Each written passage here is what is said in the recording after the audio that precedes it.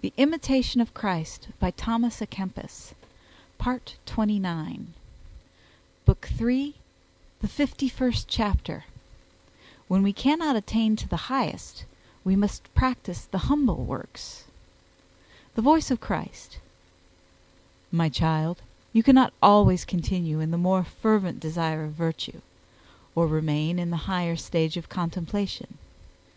Because of humanity's sin, you must sometimes descend to lower things, and bear the burden of this corruptible life, albeit unwillingly and wearily. So long as you wear a mortal body, you will suffer weariness and heaviness of heart. You ought therefore to bewail in the flesh the burden of the flesh which keeps you from giving yourself unceasingly to spiritual exercises and divine contemplation.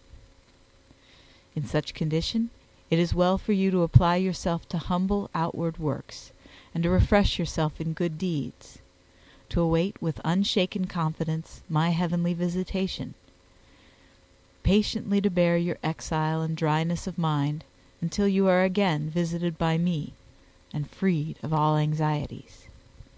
For I will cause you to forget your labors, and to enjoy inward quiet. I will spread before you the open fields of the Scriptures, so that with an open heart you may begin to advance in the way of my commandments. And you will say, the sufferings of this time are not worthy to be compared with the future glory which shall be revealed to us.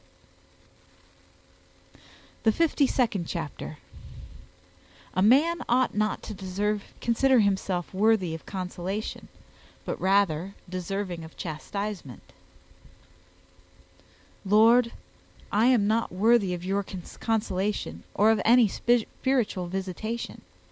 Therefore you treat me justly when you leave me poor and desolate. For though I could shed a sea of tears, yet I should not be worthy of your consolation. Hence I deserve only to be scourged and punished, because I have offended you often and grievously, and I have sinned greatly in many things.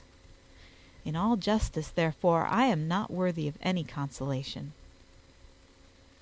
But you, O gracious and merciful God, who do not will that your works should perish, deign to console your servant beyond all his merit and above human measure, to show the riches of your goodness towards the vessels of mercy, for your consolations are not like the works of men. What have I done, Lord, that you should confer on me any heavenly comfort? I remember that I have done nothing good, but that I have always been prone to sin and slow to amend. That is true. I cannot deny it. If I said otherwise, you would stand against me, and there would be no one to defend me. What have I deserved for my sins, except hell and everlasting fire? In truth, I confess that I am deserving of all scorn and contempt. Neither is it fitting that I should be remembered among your devoted servants. And although it is hard for me to hear this, yet for truth's sake I will allege my sins against myself, so that I may more easily deserve to beg your mercy. What shall I say, guilty as I am and full of all confusion? My tongue can say nothing but this alone. I have sinned, Lord. I have sinned. Have mercy on me and pardon me. Suffer me a little, that I may pour out my grief before I go to that dark land that is covered with the shadow of death. What do you especially demand of a guilty and wretched sinner, except that he be contrite and humble himself for his sins? In true sorrow and humility of heart, hope of forgiveness is born. The troubled conscience is reconciled. Grace is found. Man is preserved from the wrath to come. And God and the penitent meet with a holy kiss. To you, O Lord, humble sorrow for sins is an acceptable sacrifice, a sacrifice far sweeter than the perfume of incense. This is also the pleasing ointment which you would have had poured upon your sacred feet. For a contrite and humble heart you have never despised. Here is a place of refuge from the force of the enemy's anger. Here is amended and washed away whatever defilement has been contracted elsewhere. The 53rd chapter. God's grace is not given to the earthly minded. The voice of Christ. My child, grace is precious. It does not allow itself to be mixed with external things or with earthly consolations. Cast away all obstacles to my grace, therefore, if you wish to receive its infusion. Seek to retire within yourself. Love to dwell alone with yourself.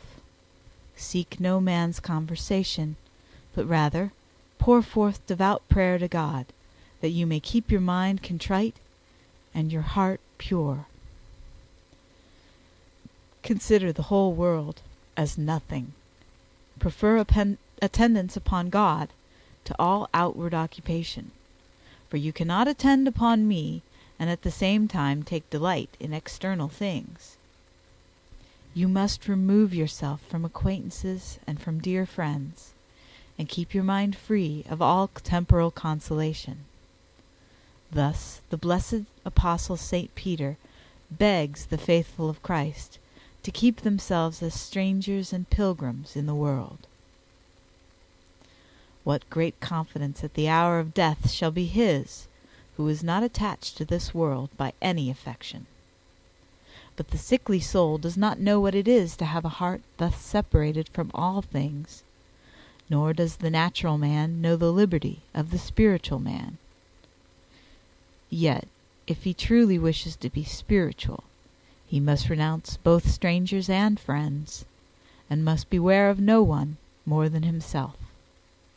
If you completely conquer yourself, you will more easily subdue all other things. The perfect victory is the triumph over self. For he who holds himself in such subjection that sensuality obeys reason, and reason obeys me in all matters, is truly his own conqueror and master of the world.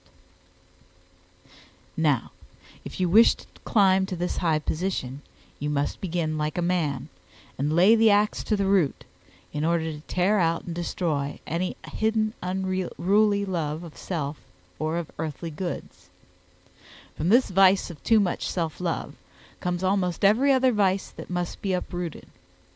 And when this evil is vanquished and brought under control, great peace and quiet will follow at once. But because few labor to die entirely to self, or tend completely away from self, therefore they remain entangled in self, and cannot be lifted in spirit above themselves. But he who desires to walk freely with me must mortify all his low and inordinate affections, and must not cling with selfish love or desire to any creature. End of Part 29.